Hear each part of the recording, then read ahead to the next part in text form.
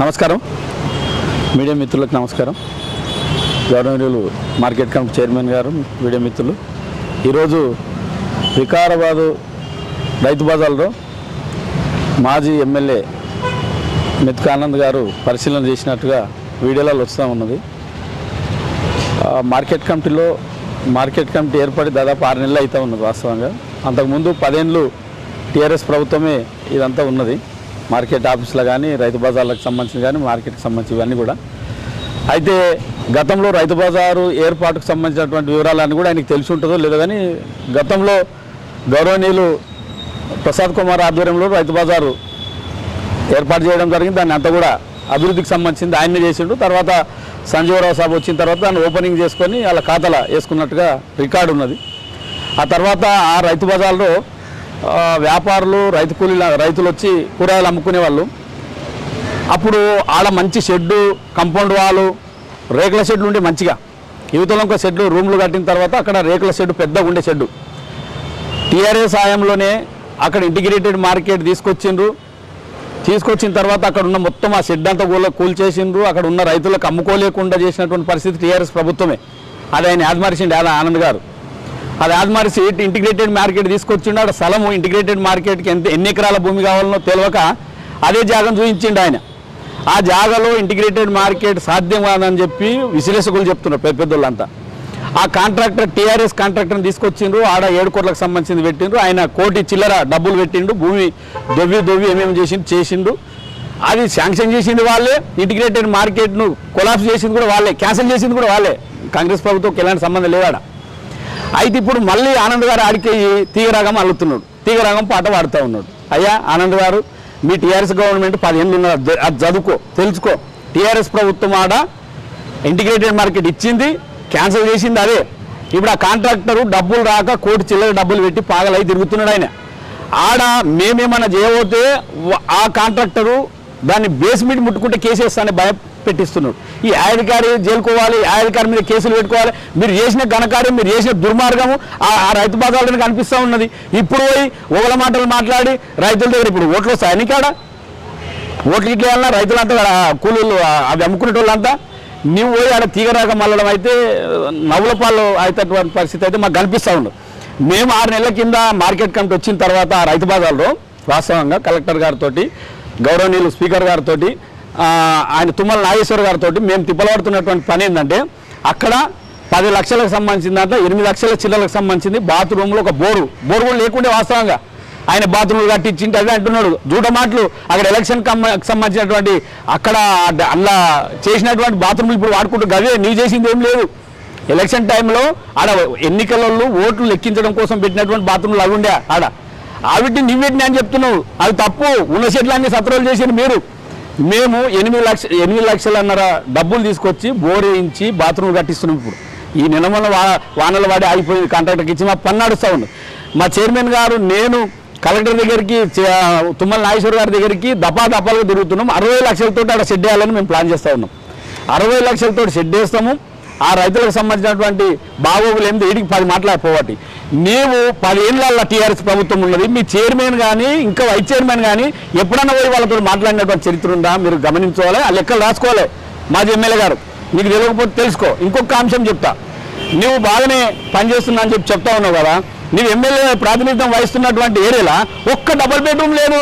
ఆ రాజుపుర కల్పన శ్రీకుల కాడికి అయింది, మంది నవ్వుతా ఉన్నారు. అది చెప్పు ఫస్ట్. ఇప్పుడు శిలాపలకం కోసము, శిలాపలకం మా గౌరవనీయులు వేసినటువంటి శిలాపలకం కాడికి పోయి కొబ్బరికాయ కొట్టినావు. ఏ అధికారంతో కొట్టినావు నువ్వు? కొబ్బరికాయ కొట్టాల్సిన కర్మేమున్నది? గెస్ట్ హౌస్లో కోవాల్సిన కర్మేముంది? నీకు ఎవరిచ్చిన పర్మిషన్? నీవెవరు అసలు? కాబట్టి ఇటువంటి తిక్కమక్క మాటలు, తిక్కమక్క ప్రచారము, జనాలను తప్పుదో పట్టించేటటువంటి పనులు చేస్తే ఖబర్దార్ అని చెప్పి కూడా సందర్భంగా హెచ్చరిస్తూ ఉన్నాం.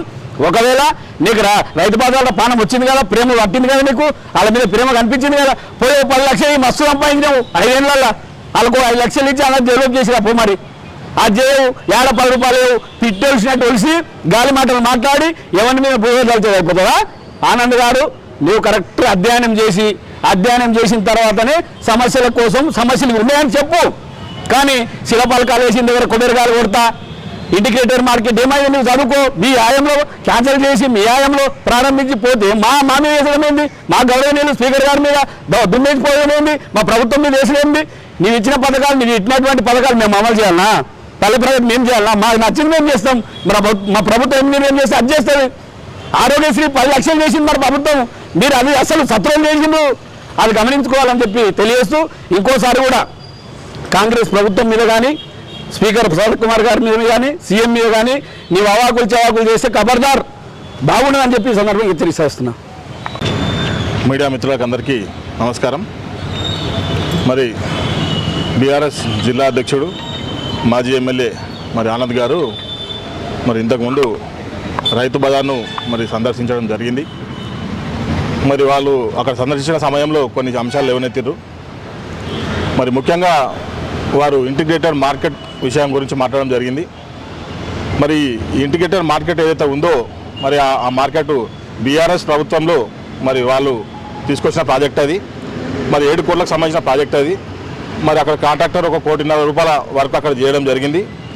మరి అదే బీఆర్ఎస్ ప్రభుత్వం ఏదైతే ఇంటిగ్రేటెడ్ మార్కెట్ ఇచ్చిందో మరి వాళ్ళే మళ్ళీ దాన్ని ఆ ప్రాజెక్టును వెనుకకు తీసుకోవడం జరిగింది. ఎందుకంటే సాధ్యం కాదని చెప్పేసి వాళ్ళ గవర్నమెంట్లోనే దాన్ని వెనుక తీసుకోవడం జరిగింది. మరి అక్కడ ఇంతకుముందు బాత్రూమ్లు ఉండే, నల్లాలు ఉండే, రైతులు కూరగాయలు అమ్ముకోవడానికి షెడ్డు ఉండే.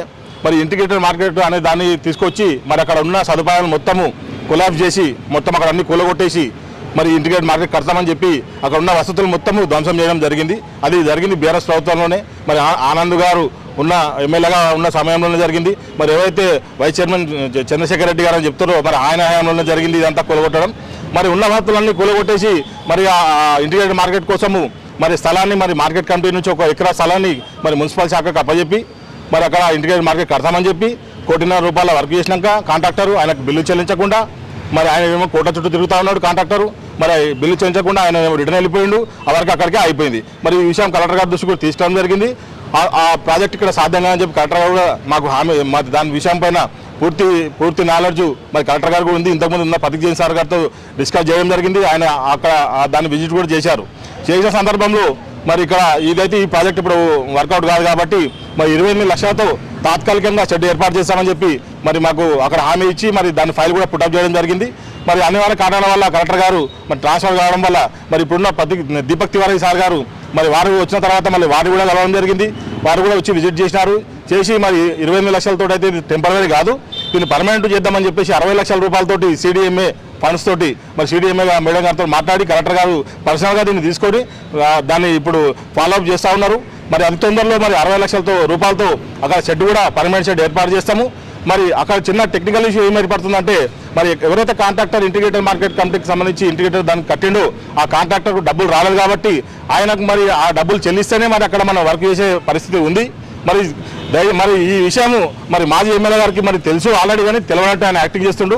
మరి టెక్నికల్ ఇష్యూ ఏముందో దాన్ని కూడా వెంబడి మరి స్పీకర్ గారి దృష్టికి ఈ విషయాన్ని తీసుకెళ్తే సార్ గారు కూడా మాట్లాడడం జరిగింది. మరి ఆయనకు ఆ కాంట్రాక్టర్కి ఏదో బిల్లు సంబంధించిన ఏదో దాన్ని పరిష్కారం చేసి అక్కడ 60 లక్షల రూపాయలతో అత్తరులో షెడ్ ఏర్పాటు చేస్తాము. అదేవిధంగా మరి బాత్రూమ్ విషయానికి వస్తే మరి ఎప్పుడు ఈ ఇంటిగ్రేటర్ కోసం బాత్రూమ్ వాళ్ళే గులగొట్టిరు. మరి పక్కన అయితే మరి ఈవీఎంస్ ఉన్న షెడ్ ఉంది, ఆ షెడ్కు సంబంధించి ఈవీఎంస్ ఉన్నాయి. అందులో వాళ్ళు కట్టినటువంటి బాత్రూమ్స్ని ఇప్పటికీ వాళ్ళు వాడుకుంటారు, రైతులు కానీ మరి కూరగాయలు అమ్ముకునే వాళ్ళు కానీ. అక్కడ మొత్తానికి లేదు, అక్కడ అది ఉంది కొద్దిగా, అది ఆ 2 బాత్రూమ్స్ ఉన్నాయి అక్కడ వాడుకుంటారు. మరి మేము మరి మొన్ననే మా కమిటీ ఏర్పడి దాదాపు ఇప్పుడు 8 నెలలు కావస్తుంది. మరి నేను కానీ మా వైస్ చైర్మన్ కానీ మా పాలక మండలి కానీ మరి మా ప్రత్యేక శ్రద్ధ వచ్చినప్పటి నుంచి మా ప్రత్యేక శ్రద్ధ కేవలం రైతు బజార్ పైనే ఉంది. మరి దాన్ని ఎట్లా డెవలప్ చేయాలి, దాన్ని ఎట్లా తీసుకోవాలి, టెక్నికల్ ఇష్యూలు మొత్తం ఎట్లా దీన్ని పరిష్కారం చేసి మరి రైతులకు ఏ విధంగా దాన్ని అందుబాటులో తీసుకోవాలనేది మా ముఖ్యమైన ఉద్దేశం. మరి మొన్ననే 8,60,000 రూపాయలతోటి మరి కలెక్టర్ గారు స్పెషల్ ఫండ్ అక్కడ మాకు ఇవ్వడం జరిగింది. అక్కడ ఒక బోర్ వేసినాం. మరి అక్కడ 6 వాష్రూమ్స్ కడుతున్నాం. వర్షాభావం వల్ల కాంట్రాక్టర్ గారు కొద్దిగా 2-3 రోజులు ఆగి చేస్తామని చెప్పారు. బోర్ వేసినాం, ఆల్రెడీ మోటార్ కూడా ఫిట్ చేసినాం. మరి తొందరలోనే మరి వాష్రూమ్స్ కానీ నీటి సదుపాయం కానీ మరి రైతులకు ఏర్పాటు చేస్తాము. అదేవిధంగా మరి రైతులు మంచి స్వచ్ఛమైన నీరు రావాలని చెప్పి ఉద్దేశంతో మరి 10 లక్షల రూపాయలతోటి మరి స్పెషల్గా అక్కడ మన దానికి నీళ్ళకి సంబంధించింది ఏర్పాటు కూడా చేస్తున్నాము. మినరల్ వాటర్ ప్లాంట్ దాన్ని 10 లక్షల రూపాయలతోటి రైతులకు, కేవలం రైతులకు ముఖ్యంగా వాళ్ళకి సేవాజన ఉద్దేశంతో అక్కడ ఏర్పాటు చేస్తున్నాము. మరి ఇవన్నీ చేస్తుంటే కూడా మరి ఇవన్నీ మీరు తెలుసుకొని అక్కడ పోతే బాగుండే. మరి ఎవరు మరి మీరు రాంగ్ గైడెన్స్ చేసినట్టు మరి మీకు ఏదో ఫోటోలో ఫోటో ఇద్దాము మరి ఏదో గవర్నమెంట్ మీద దొమ్మెత్తిపోతాం మరి స్పీకర్ గారి మీద దొమ్మెత్తిపోతాం అనే ఉద్దేశంతో మరి మీరు అక్కడ పోతున్నట్టు స్పీకర్ గారి సహకారం 100% మా పైన ఉంది.